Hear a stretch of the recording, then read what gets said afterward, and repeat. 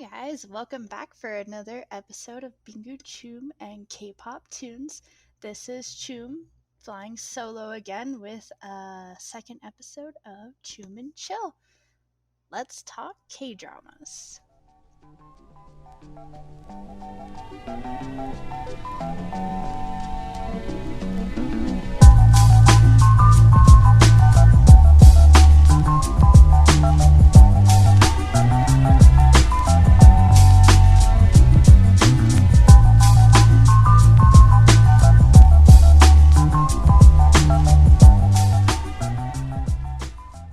Okay, so for this episode, I was trying to figure out how to best compile this because it's a list. And originally I thought, well, maybe I'll post content on Tumblr and do a gift set. And then I was like, I'm not even that active on Tumblr as a content creator anymore. And I was like, well, I could do a podcast of it. So the theme of this episode today is basically the question of, have you guys, the listeners, ever experienced something, whether it be a video game, a song that released, a comeback, or a music video, or watch a movie or a TV show, and that first feeling of experience where you watch it, that first initial feeling that you get when you watch something new and you're really into it? Have you ever wanted to re-experience that again? Because as much as you might rewatch something that you really like, you're never gonna have that first initial experience, the wow factor that you originally got. So that is today's theme of this episode. I've compiled a list of dramas from 2021 that I really liked, and some of them are my favorites, and some of them I just really liked to the point that I want to rewatch them, but I don't think I'm gonna get that first initial viewing experience that I got,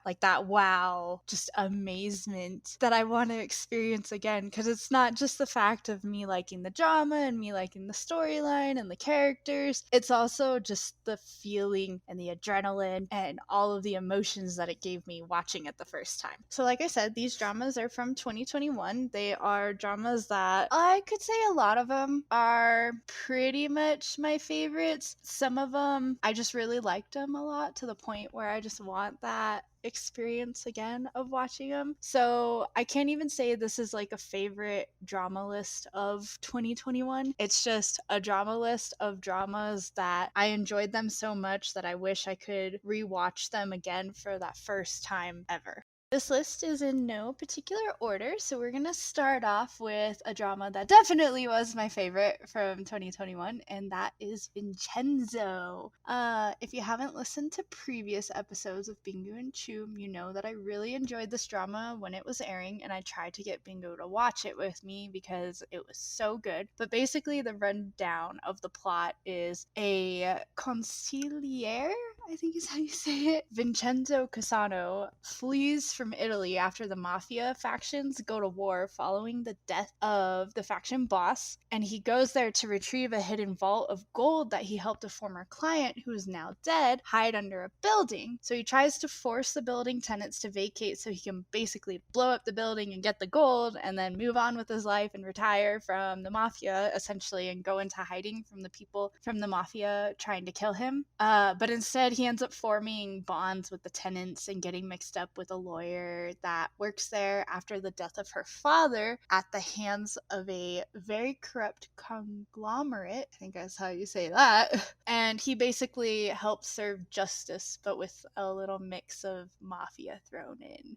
And the corrupt conglomerate heir is played by Taekyeon, and honestly, the plot line is just insane, and it keeps you at the edge of your seat the entire time, which is one thing I really enjoyed. And I like mafia content. There's a mob museum in Las Vegas that I visited, and I literally spent 4 hours there with my boyfriend, and I could have spent probably 6. I could have just been there the whole day. So I like that kind of stuff, and I'm not really into the whole gory factor per se, but I just like the revenge plot line, the adrenaline it gives you, the mystery that's kind of mixed in, and just keeping it on the edge of your seat, and the fighting, obviously. But Song Joong-ki is the main actor, and he plays Vincenzo. He was the Korean-born consigliere that was adopted by an Italian family, and that's how he ended up in the mafia. He portrays his character just so very well, and the way he can mold himself into what is needed in any situation within the drama was just insanely impressive, especially because there's certain scenes that I just think back on and I'm just like, he literally, like, on the dot, character wise, turned his emotions off. Like, he just stopped giving a fuck and went into mafia mode, and it was just so cool to visually see him acting that out and like the changes. He was just the best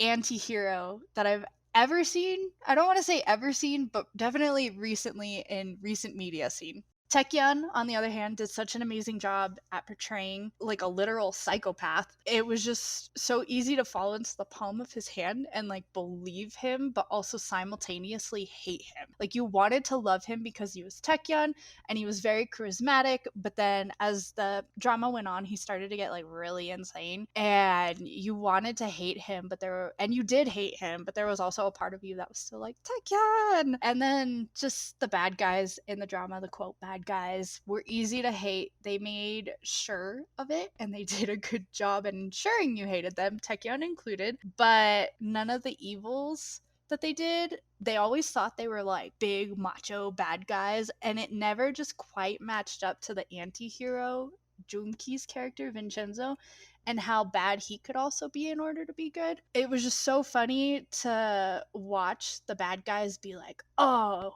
we've like won this, and then Vincenzo come back and just be like, nah, I can one up you though. So yeah, I really loved Vincenzo, and I want to rewatch the drama no matter what. Like, I could probably watch that drama maybe 5 more times. That's how much I enjoyed it. It's streaming on Netflix. It's still available on Netflix. I think it was just straight a Netflix drama. I don't know what program it aired on in Korea, ? But if you have a chance to watch it, it is available on Netflix and I highly recommend it. That is one of the dramas that comes to mind recently, that if somebody is like, oh, I want to watch a Korean drama and they don't know what to watch, I'm like, Vincenzo, do you like stuff like this? Because Vincenzo didn't really feel like a K-drama. It had enough humor to make it K-drama-y, but it was just overall, it didn't feel like a K-drama. It just felt like a regular old TV show. I say that very loosely. So the second K-drama on this list is called Blue Birthday, and this drama, for a web drama, it was actually a web drama, it completely blew my mind. So it's starring Yeri from Red Velvet and Hong Suk from Pentagon. Basically, the rundown is it's a time travel mystery suspense drama that allows the main characters to travel back in time through photos that are burned if they were taken with a specific camera. And the camera owner, I don't want to spoil it, but you'll find out who the camera owner is and how all this time traveling kind of like goes into the plot line. But when the main character, Yeri, discovers this, she makes it her mission to go back into the past with the few photos that she has left of her best friend, who she had a crush on, who's Hong Suk's character, who died on her birthday, and she wants to stop his death. Now, like I said, this drama is literally the most insane production and plotline and acting that I have ever seen for just a mere web drama. Like, I have few web dramas that I really did enjoy production-wise and story-wise, but this thing was just so thoughtfully put together and well organized for a web drama, and the production and what they were able to do with it, because web dramas usually have a very little budget, was just freaking, it was like, it blew me out of the water. And Yeri and Hong Suk did such an amazing job as the main characters. The plot had me on the edge of my seat, and the way things were presented throughout the series, whether it be like different scenes or clues or information to given to Yeri's character, Oh Ha-rin, they really just made me suspect different people throughout the whole thing, and it kept me guessing, and it did such a good job at revealing information that you needed at key points, and only revealing enough information at key points to really just keep your mind and your gears going, and like, what's gonna happen next? Is it this person that's guilty? Is it this person that's guilty? It literally makes you second guess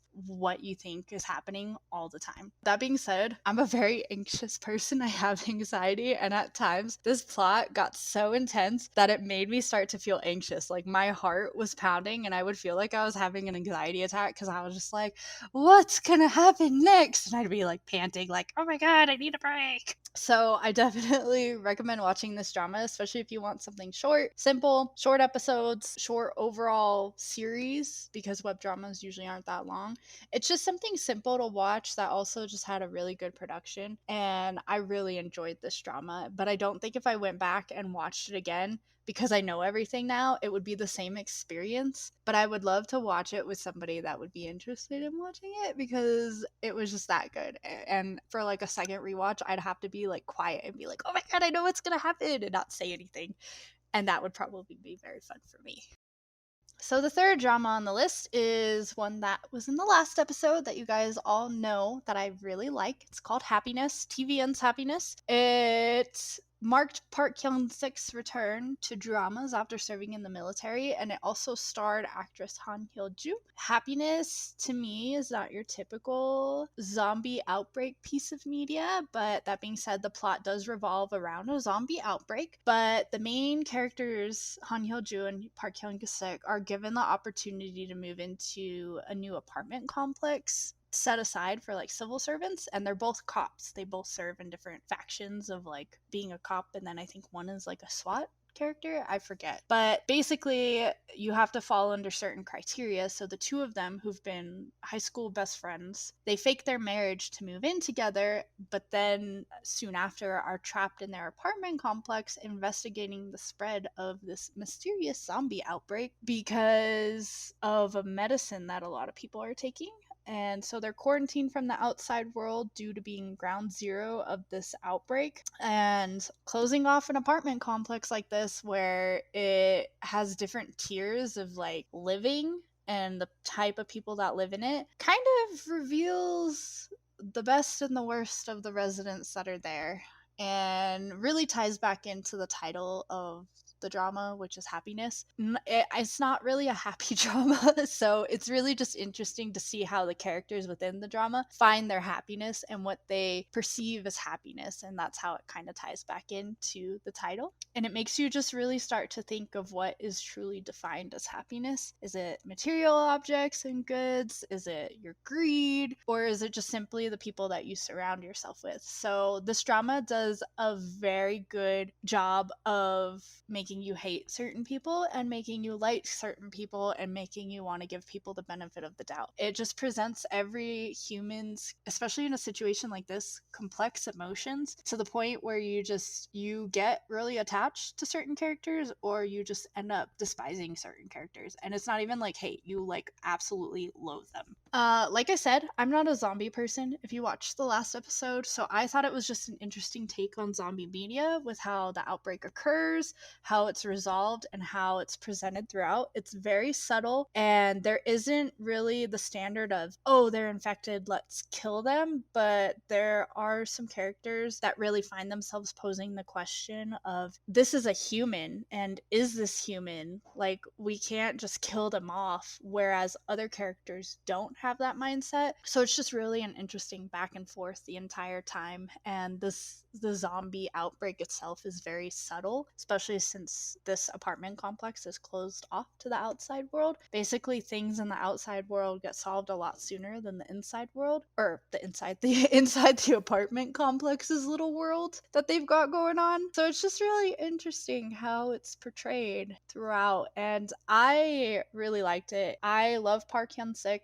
I really am a fan of Han Hyo-joo. I've seen her in some other things. So I was a fan of the drama's cast to begin with, and it really made me go into the drama with high hopes of liking it. And I came out of the drama absolutely liking it, and it was a very satisfying ending. I don't think there was any other way they really could have ended it, but at the same time, it was one of those things where I just got so attached to the characters and how they presented themselves and their growth as not only people, but individual people, but like as a couple as well, and how subtle that growth was, that it left me wanting more. And so there is a part of me that's kind of unsatisfied with the ending, just because I loved the main character so much. But otherwise, this is the second time that this drama has come up being mentioned by me, so I highly recommend watching it, especially if you like zombie related content.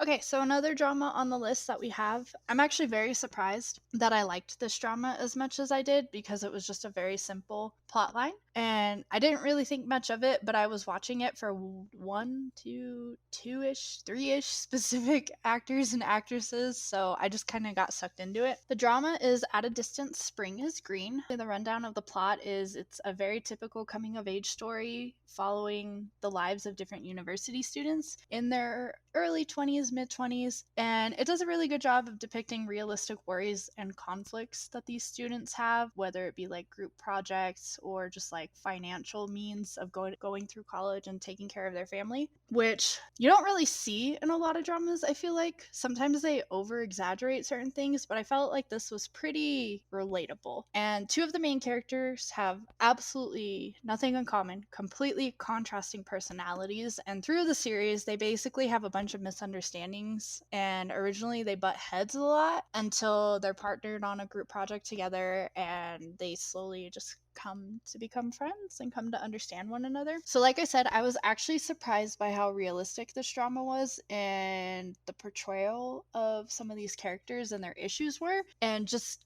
thinking of that immediately, in the first and second episode, I pretty much instantaneously recognized that one of the main characters, Kim So Bin, had anxiety, and the way they portrayed it within the drama actually started to make me feel heavily anxious.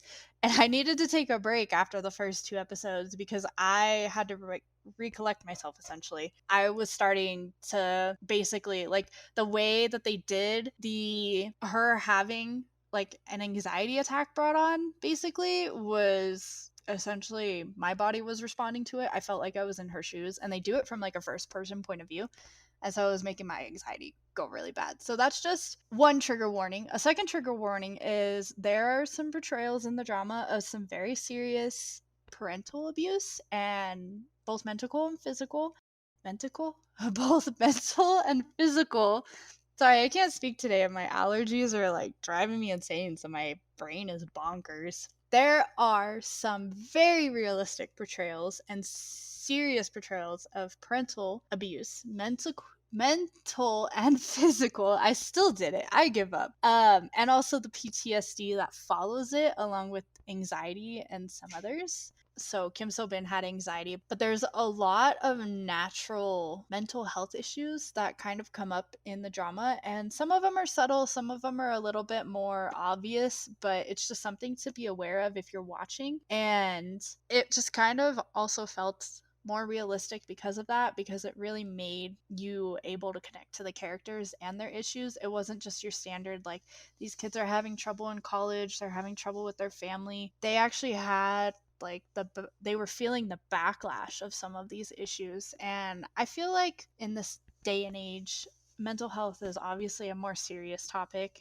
and it should be talked about more, and it should be normalized. And so having these things pop up in this drama, and even if you don't have these mental health issues to like a serious extent but can still relate to it because you've felt it on an occasion or two, or you've had it to like a less serious extent, it just made the characters really feel like your everyday person. Like they could be someone just that goes to school with you or that you see at your job. So that was one thing that I think I enjoyed about the drama, was the fact that it was so realistic. I was also really impressed with Park Ji-hoon's acting. This is the second drama I've seen him in, as well as Bae and Hyuk. This was the third drama I've seen him in, but he's slowly climbing up my list of personal favorite actors that I'm obsessed with. And I actually started watching the drama for him and was just kind of like, oh, Park Ji-hoon's in it as well. And then I forget the actress who portrays Kim So Bin, but she was in it as well. And I was like, oh, this is just a bunch of people that I know.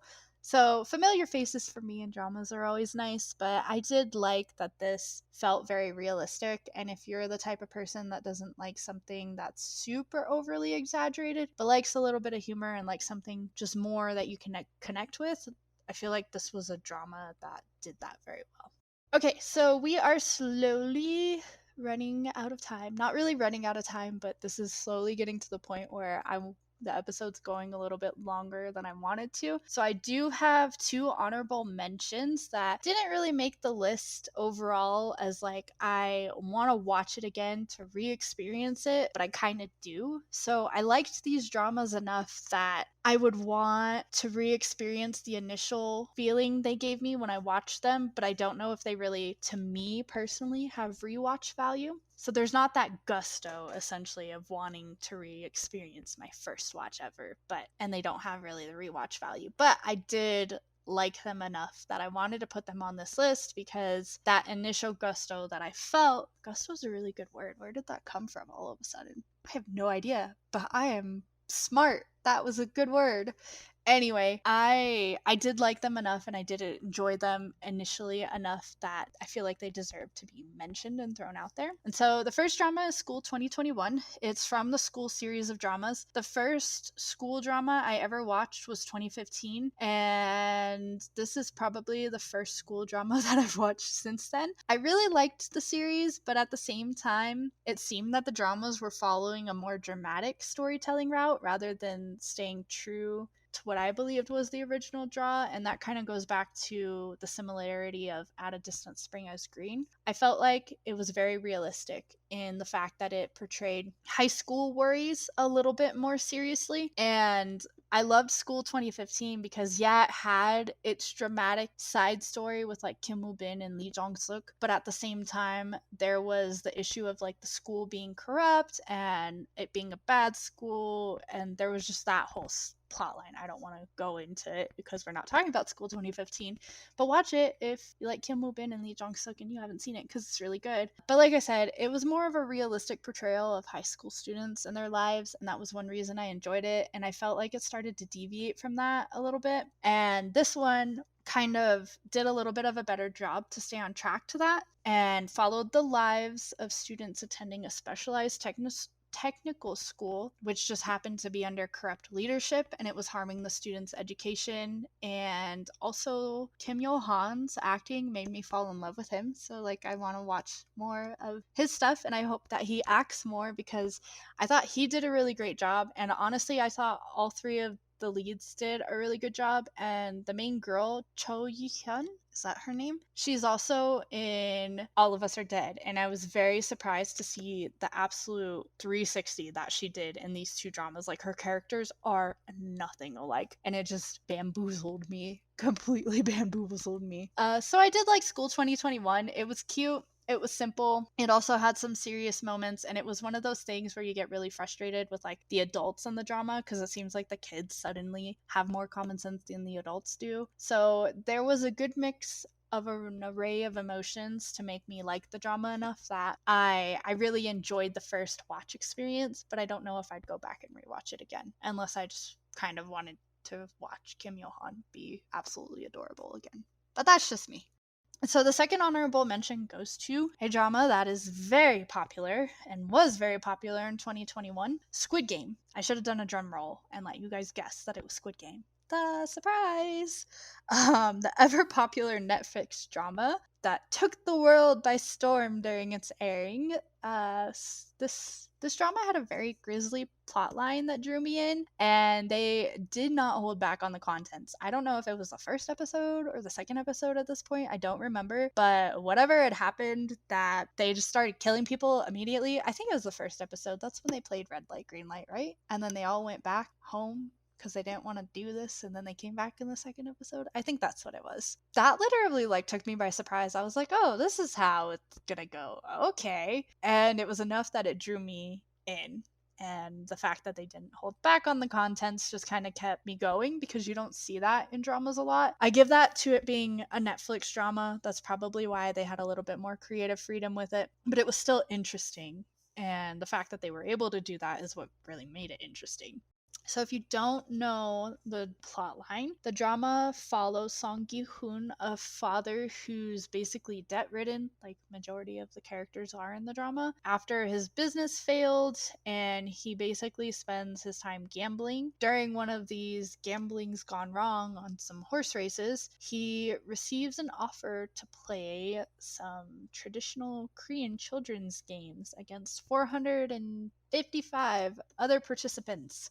If he wins, he can receive 45 billion won, which I think is pretty equivalent to 45,000 45,000? 45 million? Oh, billion. I think it's pretty equivalent to billion US dollars. but don't quote me on that. Anyway, the consequences of losing the games are quite literally deadly. So that is a conflict just on your conscience and on his conscience that just goes through the drama repeatedly and comes up through the drama and kind of makes you question human nature, human greed, and that sort of thing, and human survival as well, and the lengths that people will go for their greed and for their survival. And he experiences a lot of trauma after surviving, obviously, as the winner. So it's leading into season 2. I personally don't think it should have a season 2.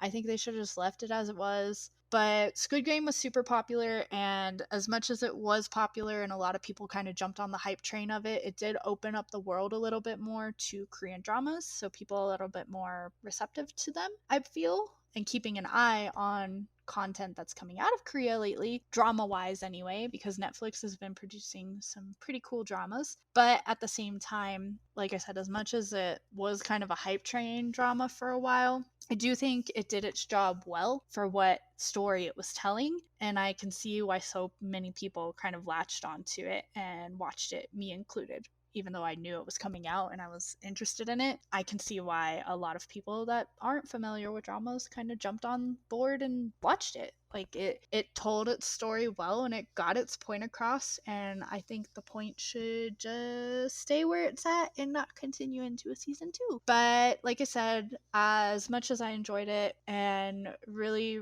enjoyed the initial gusto of it, I don't, for me personally, believe that it has any rewatch value.